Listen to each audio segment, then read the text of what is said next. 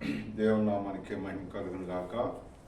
ఈ ఉదయకాల సమయంలో దేవాది దేవుడు ప్రభు అయిన యేసుక్రీస్తు వారు మనకు ప్రేమించి మరొక శుక్రవారం దేవాది దేవుడు మనకందరికీ కూడా ఆయన ఇచ్చినందుకు వందనాలు.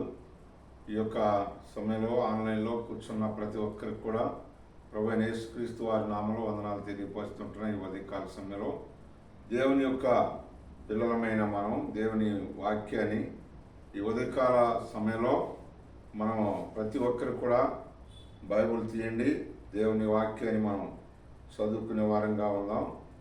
దేవాది దేవుడు ప్రభు యేసుక్రీస్తు వారు మన యొక్క ఆత్మీయ జీవితాలు వెలిగించబడాలంటే, మన ఆత్మీయ జీవితం బలపరచబడాలంటే మనకి దేవుని వాక్యమే ఆధారం. కనుక ఈ వాక్యంలో నుండి మనం కొద్ది మాటలు మనం చదువుకుంటాం.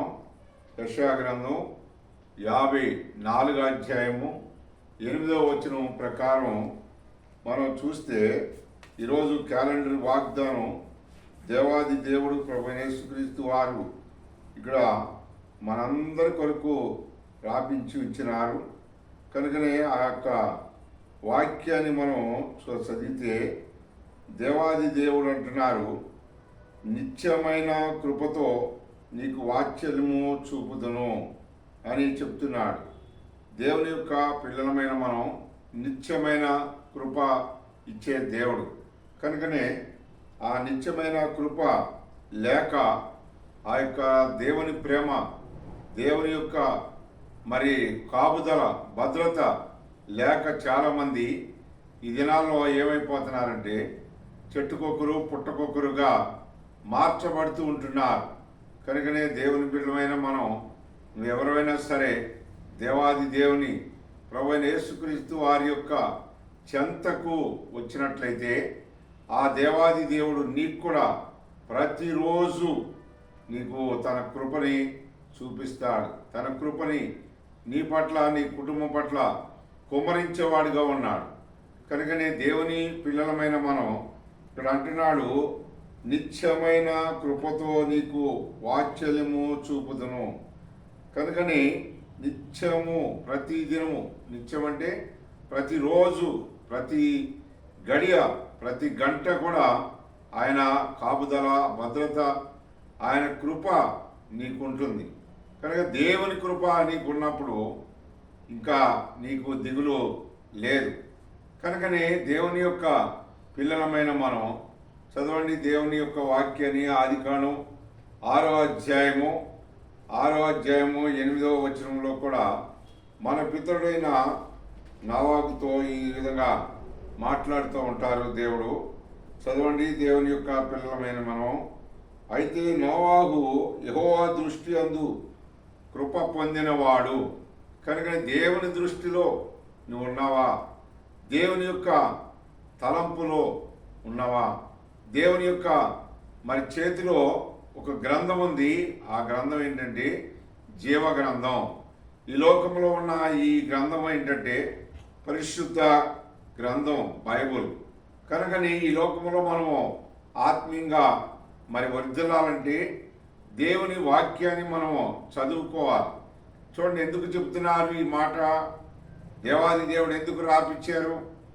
ఎందుకంటే ఆనాడు నోవాహు గురించి ఇంకా మాట్లాడతాడు.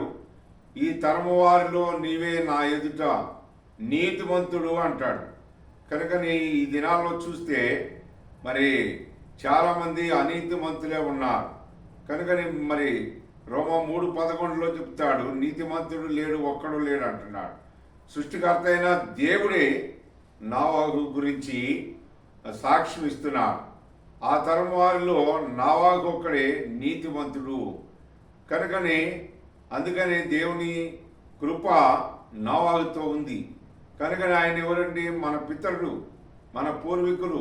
వాళ్ళు నడిచిన బాటలోనే, వాళ్ళు నడిచిన మరి అడుగుజాడలోనే నువ్వు నేను మనం నడిస్తే మన కుటుంబాలకి ఎంత దీవెన, ఎంత ఆశీర్వాదం. కనుకనే సృష్టికర్త అయిన దేవుడు, సర్వాధికారి అయిన దేవుడు, ఆయన లోకమంతా కూడా ఆయన కన్ను చూస్తూ ఉందంట. లోకమంతా ఆయన కన్ను సంచరిస్తుంది ప్రియులారా. కనుక నువ్వు ఎవరైనా సరే దేవుని కృపకు లోబడుతున్నావా? దేవుని మాటకు విధేయత చూపిస్తున్నావా? దేవుని యొక్క మాట మీద ఆశ ఉందా నీకు? దేవుడంటే మరి భయము భక్తి కలిగి ఎవరైతే ఉంటారో ఆ దేవాది దేవుడే ప్రభువైన యేసుక్రీస్తు వారు నీ యొక్క మరి అడుగు జాడల్లో వేసే ప్రతి అడుగులో కూడా తోడుగా ఉంటాడు ప్రియులారా. ఎందుకు? కారణం ఏంటంటే ఆ దేవాది దేవుడు ప్రభువైన యేసుక్రీస్తు వారు కృప చూపించడానికి కారణం ఏంటంటే ఆయన అన్నాడు, చూడు నా అరచేతిలో నిన్ను చెక్కాను అన్నాడు. కనుక ఆయన రూపము నీకు ఇచ్చాడు. ఆయన స్వరము నీది, నీ స్వరము మరి నీ సొంతది కాదు, దేవుడే నీకు ఇచ్చాడు. ఏ రీతిగా నిన్ను రూపుదిద్దాడు, ఏ రీతిగా నిన్ను డిజైన్ చేశాడు, ఇది తెలుసుకుంటే మనం చాలా చాలా ధన్యులం. కనుకనే తెలుసుకోకుండా ఉంటే ఇంకా ఆ దేవాది దేవుడు ప్రభువైన యేసుక్రీస్తు వారు మరి మధ్య ఆకాశానికి వచ్చినప్పుడు, మరి ఆయన దూతలు భూమి మీదకి వచ్చినప్పుడు, మరి దేవుని యొక్క తలంపులో దేవుని లిస్టులో దేవుడు ఎవరి ద్వారా మరి ఆయనకి కృపనిస్తున్నాడు అన్నది మనం తెలుసుకోవాలి. కృప అంటే ఏంటంటే, నా దగ్గర ఒక పుస్తకం ఉంది, కాపరి దుడ్డుకర్ర అనే పుస్తకం. ఆ పుస్తకంలో చదివితే ఆ కృప అనేది ఆయన శక్తితో కూడిందంట. ఆయన శక్తి, ఆయన బలం లేకపోతే మనం బలహీనులం, మనం చేతగాని వారం, మనం ఏది కూడా మంచి కానీ చెడు కానీ ఏమి చేసుకోలేం. కనుకనే సృష్టికర్త అయిన దేవుడు చేయాలి నీ పట్ల, నీ కుటుంబం పట్ల, నీ యొక్క మరి బిడల పట్ల ఆయన కృప చూపిపోతే, ఆయన శక్తిని పోతే, ఆయన బలాన్ని పోతే ఈరోజు నువ్వు లెగలేవు. ఈరోజు చూడని వారు ఈ లోకంలో ఎంతమంది ఈ లోకాన్ని విడిచిపెట్టారు, ఈ లోకం నుంచి ఎంతమంది మరి పరముకు చేర్చబడుతున్నారు. దేవుని బిడ్డలైన వారు పరలోకానికి చేర్చబడుతూ ఉంటారు, దేవుని బిడ్డలు కాని వారు మరి ఇక్కడికి వెళుతూ ఉంటున్నారు. కనుకని దేవుని యొక్క కృపలో మీరు ఉండండి. దేవాది దేవుడు నిన్ను నీ కుటుంబాన్ని మరి అత్యధికముగా మరి నడిపిస్తాడు ప్రియులారా. అన్ని వేళల్లో కూడా ప్రతి అవసరత కూడా ఆయనే నీకు తీరుస్తాడు, ప్రతి అక్రత ఆయనే తీరుస్తాడు. ఎందుకంటే కారణం ఏంటంటే ఆ దేవాది దేవుడు ప్రభువైన యేసుక్రీస్తు వారు నీ యొక్క కుటుంబానికి కూడా తన శక్తిని కుమ్మరించేవాడిగా ఉంటాడు. కారణం ఏంటంటే నువ్వు ఆయన మీద ఆధారపడటం వల్ల ఉంటుంది, నువ్వు ఆయన మీద ఆనుకోవటం వల్ల ఉంటుంది. నువ్వు ఆయనంటే మరి నిర్లక్ష్యం చేస్తున్నావా, లేకపోతే దేవుని మాట అంటే ఆసక్తితో కూర్చున్నావా? మరి ఉదయకాల సమయంలో మరి నిన్నంతా కూడా పనులు చేసి ఆయా విధాలుగా మరి నలిగిపోయి అలసిపోయి ఉంటావు.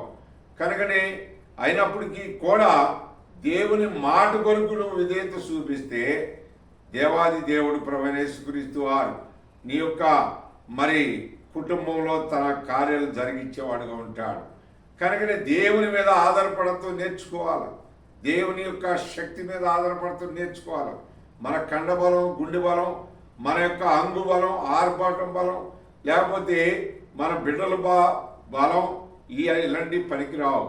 కనుకనే దేవుని యొక్క పిల్లలమైన మనం దేవాది దేవుడు ప్రభువైన యేసుక్రీస్తు వారు నీ యొక్క జీవితంలో గొప్ప కార్యాలు చేయాలంటే నువ్వు ఆయన బిడ్డగా ముద్రించబడాలి. కనుకనే నోవాకు దేవుడు చెప్పినట్లుగా చేశాడు. ఆ తరం వారిలో మన నీతిమంతుడని ఎందుకు చెప్తున్నారు? ఆ తరం వారిలో దేవుని కొరకు ఎందుకు నిలబడ్డాడు? ఆ తరం వారిలో దేవుని మాటకి విధేయత చూపించి ఎందుకు వాడను సిద్ధం చేశాడు అంటే దేవునికి ఆ నోవాకి తెలిసిన రహస్యం ఏంటంటే దేవాది దేవుడు ఏదైతే తనకు చెప్తున్నాడో అది చేస్తున్నాడు. కనుక దేవుడు నీతిమంతుడిగా ఎంచబడ్డాడు. నోవాకు నీతిమంతుడైన దేవుని మాటకు నువ్వు లోబడాలి. కనుకనే సృష్టికర్త అయిన దేవుడు ఇక్కడ ఇర్మియా గ్రంథము 32వ అధ్యాయం కూడా మనం చదువుదాం. ఇర్మియా గ్రంథం 32వ అధ్యాయము 32వ అధ్యాయము 18వ వచనంలో రాయబడుతూ ఉంది. ప్రియులారా, మీరు కూడా దేవుని యొక్క గ్రంథాన్ని ఈ ఉదయకాల సమయంలో తీసి చదవండి. దేవుని మాట ప్రకారం మనం నడుచుకుంటే మన కుటుంబాలకి మనకు చాలా చాలా అంటే ఎంతో మేలు జరుగుతుంది. కనుకనే దేవుని యొక్క మాటకు మనము విధేయత చూపించకపోతే ఆ దేవాది దేవుడు ప్రభువైన యేసుక్రీస్తు వారిని ఈ విషయంలో ఎంతో బాధపడేవాడిగా ఉంటాడు. ఎందుకంటే చూడండి, ఇర్మియా గ్రంథం 32వ అధ్యాయం మీరు కూడా తీయండి. 18వ వచనంలో ఇర్మియా ప్రవక్త అంటున్నాడు, నీవు వేవేల మందికి కృప చూపుచు. కనుకనే కుల మత భేదం రంగు భాష ఆయనకి సంబంధం లేదు దేవునికి. కనుకనే వేవేల మందికి దేవాది దేవుడు కృప చూపించేవాడిగా ఉన్నాడు. ఆ దేవాది దేవుడు నీ పట్ల గొప్ప కార్యాలు చేసే గనుడుగా ఉన్నాడు. ఎందుకు కారణం ఏంటంటే ఆయన మీద నువ్వు ఆధారపడటం వల్ల, ఆయన్ని నువ్వు నమ్ముకోవటం వల్ల, ఆయనకి నువ్వు లోబడటం వల్ల, ఆయన మాట ప్రకారం నడవటానికి ఇష్టపడటం వల్ల. కనుకనే ఇర్మియా అంటున్నాడు, ఒకళ్ళకి కాదయా, ఇద్దరికి కాదు, ఒక ప్రాంతం వాళ్ళకి కాదు, ఒక దేశం వాళ్ళకి కాదు, ఒక రాష్ట్రం వాళ్ళకి కాదు, ఒక గ్రామస్తులకు కాదు, కానీ భూప్రపంచంలో ఉన్న కోట్ల మంది ప్రజలకు కృప చూపించే దేవుడిగా ఉన్నావయ్యా అంటున్నాడు. కనుకనే వేవేల మందికి లెక్కలేదు. కనుకనే దేవుని బిడ్డారా, ఆ దేవాది దేవుడు నీకు శక్తి దిగిపోతే ఇంతలో కనబడి అంతలో మాయమైపోయి ఆవిరి లాంటి వాడు నువ్వు. ఆవిరి లాంటి నీ జీవితాన్ని నువ్వేం చేసుకుంటుంటున్నావు? దేవుని యొక్క మాట ప్రకారం మీరు నడవడానికి ఇష్టపడితే ఆ వేల మందిలో నువ్వు కూడా ఒక గుర్తించబడిన దాని అవుతావు, గుర్తించబడిన వాడు అవుతావు. కనుకనే దేవుని యొక్క పిల్లలమైన మనం దేవాది దేవుడు ప్రభువైన యేసుక్రీస్తు వారు అపోస్తలుడైన పౌలు గారితో కూడా కొత్త నిబంధనలు మాట్లాడుతూ వచ్చారు. ఆయనకున్న బలహీనతను బట్టి, ఆయనకున్న బాధను బట్టి దేవుని సన్నిధిలో వ్యాధులతో అడిగినప్పుడు దేవాది దేవుడు అంటున్నాడు, నా కృప నీకు చాలు అని చెప్పాడు. నా కృప నీకు చాలు అన్నాడు. కనుకనే సృష్టికర్త అయిన దేవుడు, సర్వాధికారి అయిన దేవుడు, తరాలు మారిన, యుగాలు మారిన మారని దేవుడు, మార్పు చెందని గనుడు, నిన్న నేడు నిరంతరము కూడా ఒకటే రీతిగా ఉన్న ఆ దేవాది దేవుడు ప్రభువైన యేసుక్రీస్తు వారు నీ పట్ల ఏం చేయాలనుకుంటున్నాడో అది నువ్వు గుర్తించగలిగితే ఆ దేవాది దేవుడు ఖచ్చితంగా నీ జీవితంలో అద్భుతమైన కార్యాలు చేస్తాడు. ప్రియులారా, ఆశ్చర్యమైన కార్యాలు చేస్తాడు. నువ్వు దేని గురించి కూడా దిగులు పడాల్సిన పని లేదు, దేని గురించి కూడా చింతపడాల్సిన పని లేదు, భయపడాల్సిన పని అంతకన్నా లేదు. ఇందుకు కారణం ఏంటంటే దేవునితో మనం కొంత సమయం మాట్లాడటం వల్ల, దేవునితో మనము ముచ్చటించడం వల్ల, దేవునికి మనము విధేయత చూపించడం వల్ల దేవాది దేవుడు కూడా నీ వైపు తిరిగేవాడుగా ఉంటున్నాడు. ప్రతి పరిస్థితుల్లో కూడా దేవుడు నిన్ను ఆదుకుంటాడు, ఆదరిస్తాడు. ఎందుకు కారణం ఏంటంటే నీ యొక్క హోదాను చూసి కాదు కానీ, నీ యొక్క విద్యను చూసి కాదు కానీ, నీకున్న పరిస్థితులు చూసి కాదు కానీ, ఆయన ఉచితమైన కృప చూపించేవాడిగా ఉంటున్నాడు. కనుక నువ్వు ఏ పరిస్థితిలో ఉన్నావు నాకు తెలియదు కానీ దేవాది దేవునికి తెలుసు. ఆయన చూస్తున్నాడు పైనుండి. కనుకని ఇంకెంతకాలం ఆయన కృపకు విధేయత చూపిస్తావు? ఇంకెంతకాలం ఆయనకి లోబడి జీవించడానికి ఇష్టపడతావు? ఇంకెంతకాలం ఆయనకి వేరుగా ఉంటావు? వేరుగా ఉండాలనుకుంటున్నావా? లేకపోతే ఆయనకి లోబడాలనుకుంటున్నావా? ఎలా ఉండాలని నువ్వు కోరుకుంటున్నావు? కనుకని ఈ యొక్క ఉదయకాల సమయంలో ప్రియులారా, అపోస్తలుడైన పౌలు గారితో మాట్లాడుతున్నారు, నా కృప నీకు చాలు. దేవుని కాపుదల, దేవుని భద్రత, దేవుని కృప, దేవుని శక్తి నీకుంటే అంతకంటే భాగ్యం ఏమున్నది? కనుకని ఏమి ఉన్నా ఏమి లేకపోయినా మనము దేవుని యొక్క దగ్గర మనం ప్రతిదీ కూడా పొందేవారంగా ఉంటాం. కనుక నీ చిన్న ప్రార్థన పెద్ద కార్యాలు చేసేదిగా ఉంటుంది, అద్భుతమైన కార్యం చేసేదిగా ఉంటుంది. అద్భుతమైన దేవుని శక్తి నీ మీద కుమ్మరించేవాడిగా ఉంటాడు దేవుడు. కనుకని మరి మనం అపోస్తల కార్యంలో 1:14 చూస్తాం. మేడగదిలో 120 మంది ఆయన కృప కొరకు కనిపెట్టి ప్రార్థన చేసినప్పుడు హఠాత్తుగా దేవుని యొక్క శక్తి వాళ్ళ మీద దిగింది, వాళ్ళు శక్తివంతులైనారు. కనుకని అద్భుతమైన కార్యం కదా, అది అద్భుతమైన కార్యం కదా. మరి నువ్వు నమ్మినా, దేవుని నమ్మకపోయినా, దేవునికి లోబడినా, దేవునికి లోబడపోయినా, దేవుని మాట విన్నా, తోసివేసినా, నీ పట్ల ఇంకా నీ కుటుంబం పట్ల నువ్వు ఏ ఎవరైనా సరే, ఏ దేశవాసువైనా సరే, ఏ గ్రామస్తులైనా సరే, ఏ జిల్లాకు సంబంధించిన వాడైనా సరే, భూమి మీద ఉన్న ప్రతి మనిషికి ఈ మాటలో అవసరం. కారణం ఏంటంటే దేవుని యొక్క మాటకు మనము విధేయత చూపించాలి. దేవుని మనం ముందు పెట్టుకోవాలి, మనం వెనక మనం నడవాలి, దేవునికి మనం ప్రార్థన చేయాలి, మనము ఆ ప్రార్థన జవాబు ప్రకారం మనం నడవాలి. దేవుని మాట ప్రకారం మనం నడవకపోతే నా ఇష్టం అంటే ఒక రోజున ఏమైపోతావు అంటే కష్టాల్లో పడతావు, ఒక రోజున ఎడవబడతావు, దేవుని రాజ్యానికి రాకోకుండా ఎడవబడతావు. సృష్టికర్త అయిన దేవునికి నువ్వు లోబడకపోతే వచ్చే పరిస్థితులు చాలా చాలా అంటే చాలా భయంకరంగా ఉంటాయి. కనుకని దేవునికి లోబడు, దేవునికి లోబడు, దేవుని మాటకు విధేయత చూపించు. వేకువజామునే లేచి దేవుని మాట ఏమొస్తుందో ఇను, దేవునికి బిడ్డగా మార్చబడు. కనుకనే మనం సృష్టికర్త అయిన దేవునికి మన తల వంచినప్పుడు ఆ దేవాది దేవుడు ప్రభువైన యేసుక్రీస్తు వారు పరలోకము నుండి నీ కుటుంబాన్ని ఆదుకుంటాడు, నిన్ను ఆదుకుంటాడు. ఈ పని నేను చేసుకోలేను, ఇది నాకు జరగదు, ఇది నేను ఈ శ్రమను నేను తాలుపోలేకపోతున్నాను, నన్ను కాపాడేవారు ఎవరన్నా ఉండారా, లేకపోతే నేను చనిపోతానని వారు పరిగెడుతూ ఉంటున్నారు. అలాంటి వారికి కూడా చెప్తున్నాను నేను, దేవుని యొక్క మాటకు నువ్వు లోబడు.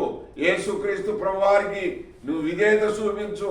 ఆయన మాట ప్రకారం నువ్వు నడిచినట్లయితే దేవాది దేవుడు ప్రభువైన యేసుక్రీస్తు వారు నీ దగ్గర కూడా వస్తాడు వస్తాడు వస్తాడు. ఇంకా నువ్వు తెలుసుకోకుండా ఉన్నావా, ఇంకా నువ్వు నమ్మకుండా ఉన్నావా, ఇంకా దేవునికి లోబడకుండా ఉన్నావా, ఇంకా దేవుని మాటకు మరి దూరంగా ఉన్నావా, పారిపోతున్నావా, ఏం చేస్తుంటున్నావు? ఈ లోకములో బ్రతికినంత కాలం మనం దేవునికి లోబడే వారంగా ఉండాలి, దేవునికి లోబడే వాళ్ళు ఉండాలి. కనుకని మన పితరులు చెప్తున్నారు, ఏమని అంటున్నారు? అయ్యా నువ్వు ఇర్మియా అంటున్నాడు, 1000 మందికి కృప చూపిస్తావు అంటున్నాడు. కనుకని 1000 మందికిలో నువ్వు ఉన్నావా? దేవుని కనుదృష్టిలో నువ్వు ఉన్నావా? దేవునికి ఇంకా మరి దూరంగా ఉన్నావా? ఒక్కసారి పరీక్ష చేసుకుంటే ఆ దేవాది దేవుడు నీకు, నీ కుటుంబానికి గొప్ప కార్యాలు చేస్తాడు, అద్భుతమైన రక్షణ ఇస్తాడు. నీ బిడ్డలు మరి నీ మాటకు లోబడతారు, నీ మాట ప్రకారం నడుస్తారు. నువ్వు దేవునికి లోబడు, దేవుని శక్తికి నువ్వు దూరం అవ్వు. మాకు దేవాది దేవుడు ప్రభువైన యేసుక్రీస్తు వారు నీ కుటుంబాన్ని అత్యధికముగా ఆదుకునుగాక, అత్యధికంగా నీ మీద ఆయన కనుదృష్టి ఉండునుగాక. దేవాది దేవుడు మరి ఇప్పుడే మరి నీ యొక్క చూస్తున్నాడు, ఇప్పుడే నిన్ను ఆయన బిడ్డగా మార్చబడాలని కోరుకుంటున్నాడు. మరి ఆయన కోరికని తోసివేద్దామా? ఆయన కోరికకి మనము లోబడదామా? ఏం చేద్దాం? మీకు మరి కొన్ని రిఫరెన్స్ చూపిస్తూ వచ్చాను. మరి ఇప్పుడే సృష్టికర్త అయిన దేవునికి నువ్వు మోకరించు, ప్రార్థన చెయ్యి, ప్రభు సన్నిధిలో అంగలార్చు. నీ బాధ ఏందో చెప్పు, నీ వేదన ఏంటో చెప్పు, నీకున్న పరిస్థితులు ఆయన ముందు పెట్టు. ఆ దేవాది దేవుడు నిన్ను కూడా ఆదుకునేవాడిగా ఉంటాడు. మన పితరులు మరి యెషయా భక్తులు మరి ఆదికాండంలో ఇర్మియా గ్రంథంలో మరి అపోస్తలుడైన పౌలు గారు మరి వీళ్ళందరూ కూడా దేవుని కృప కొరకు కనిపెట్టిన వారిగా ఉన్నారు, దేవుని మాటకు విలువిచ్చేవారిగా ఉన్నారు, దేవునికి లోబడే వారిగా ఉన్నారు. ఇంకా ఎంతోమంది ప్రవక్తలు మరి ఎంతోమంది బోధకులు ఎంతోమంది ఉన్నారు, కానీ ఇప్పుడు అన్ని అందరికి చూపించడానికి టైం లేదు కనుక ఇప్పుడే నువ్వు దేవునికి నేను లోబడుతున్నాను అనగానే మోకరించు, ప్రార్థన చేయి. దేవుడు నిన్ను, నీ కుటుంబాన్ని అత్యధికంగా ఆదుకుని ప్రతి అవసరత నీకు తీర్చునుగాక. ఆమేన్. ప్రార్థన చేసుకుంటాం. ప్రేమ గల తండ్రి, నమ్మకమైన సృష్టికర్త దేవా, అబ్రహాము, ఇస్సాకు, యాకోబుల తండ్రి, మా పితరుల దేవా, మాకు దేవుడిగా ప్రభువుగా ఉన్నందుకు వందనాలు. ఈ ఆన్లైన్ వింటున్న ప్రతి ఒక్కరిని నాయన మీరే బలపరచండి, సహాయం చేయండి ప్రభా. ఇక్కడున్న ఉన్న నీ బిడ్డలు ఇంటి వచ్చారు, నీ మాటల ప్రకారం నడుచుకోవడానికి తండ్రి కృప చూపించమని, దయ చూపించమని, శత్రు కార్యాలన్నీ లైవ్ చేయండి తండ్రి. అపవాది క్రియలని దూరపరిచి మీ కృపనే కురిపించి లేత సిగ్గును పుట్టించమని యేసు క్రీస్తు నామములో అడిగేడుకున్నాం తండ్రి. ఆమేన్. అందరికీ ప్రైజ్ లార్డ్.